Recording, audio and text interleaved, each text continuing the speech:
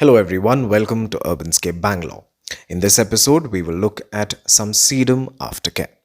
And at the end, you will also see an interesting garden unboxing. So there are many types of sedums you find in the world and naming them is quite tough. I mean, you can almost get a PhD researching their names on the internet. So, with my pseudo PhD hat on, I can say that this is probably the tiny urchin sedum, this is the lemon coral sedum, and this is the blue spruce sedum, famous for its blue coloration. Then we have a variegated sedum linea. So, a lot of you keep asking me about the aftercare of these plants, which are fairly easy to grow and can tolerate most adversities that a garden can throw at it. Their root system is shallow and these plants can grow in conjunction with other plants, but the lemon coral sedum can overpower tender perennials like the geranium ivy. Yes, the plant has a tendency to kind of die out during the winter months and some come up without human intervention, but some of them do need to be taken care of before you lose them forever. So here I have two strategies for you when it comes to reviving your sedums. The first strategy is the snip and fertilize method. So I have these two containers with a sedum looking tired and leggy, and you can see that it has some pest attack on it as well. These scale insects can attack the sedum during the winter months especially. So once you see your sedum looking bald and losing its sheen, you first need to give it a nice trim.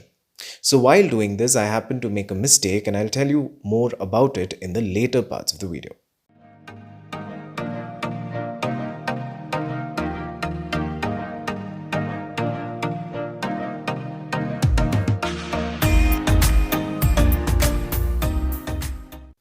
So once you trim the plant, you can apply some neem oil pesticide to get rid of these scale insects or mealy bugs, and add some good old vermicompost to enrich the soil. Keep this in an east facing or any bright location, preferably outdoors in your balcony, where it can get a lot of air circulation and water every day if you live in a warm country, and water sparingly if the weather outside is cold. Now, after a few months and with the onset of summer, this arrangement especially looks great with the sedum looking as good as new. But this lemon coral sedum did not make it. And this goes to show that gardening is just an extension of life where success and failure must coexist for us to understand the importance of either. And from every failure, there is always a lesson that can be learnt, so there could be two things that could have gone wrong. One, I trimmed it too much without leaving any leaves on it, whereas in the other container, I did leave some leaves intact. The second reason could be that due to the recent paint job at home, the plant was not adequately watered.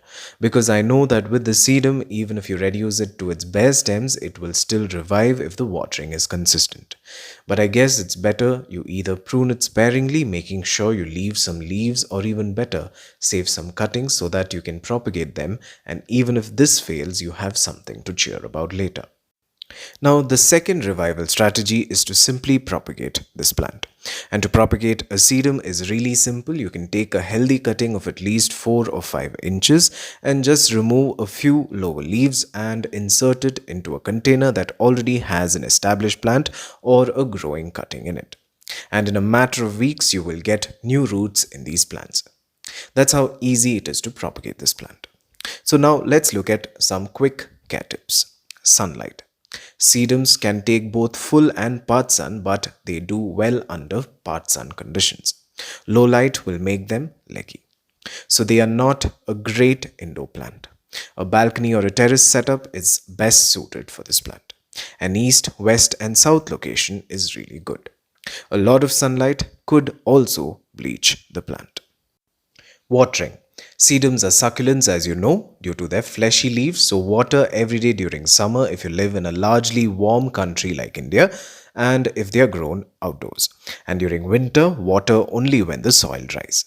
Fertilizer, they can do without any fertilizing, but I would suggest you fertilize this with some compost once in 3 months. You can additionally use seaweed fertilizer by adding 2 or 3 drops of this liquid in a liter of water and add it into the soil. If you are interested in buying the same seaweed fertilizer that I use, then you can find the product link below.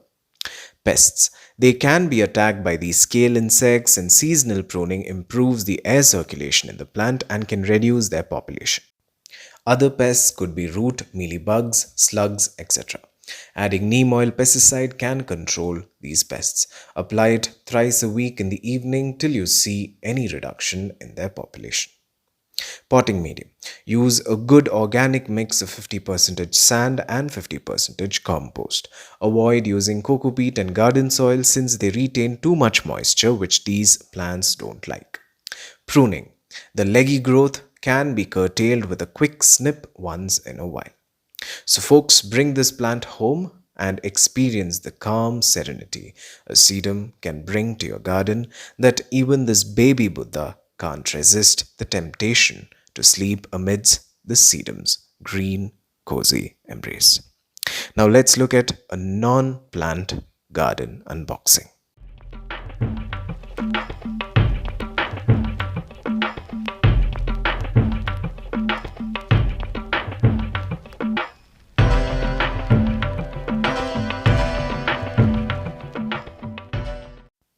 So these are some plant stands that I've purchased especially for my orchid pot so that the bottom portion of the orchid gets some air.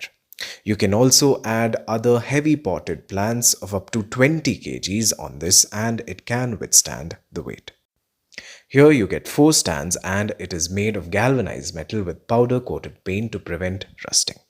The dimensions and the price can be found mentioned in the product link given in the description box. So, with this, we've come to the end of yet another episode of Urbanscape Bangalore, and I hope you've enjoyed this particular program on sedums. Additionally, you can follow me on Instagram and Facebook, the links are given below. And remember, to grow slow is to grow well. Thank you for watching, and until we meet again, a very warm goodbye.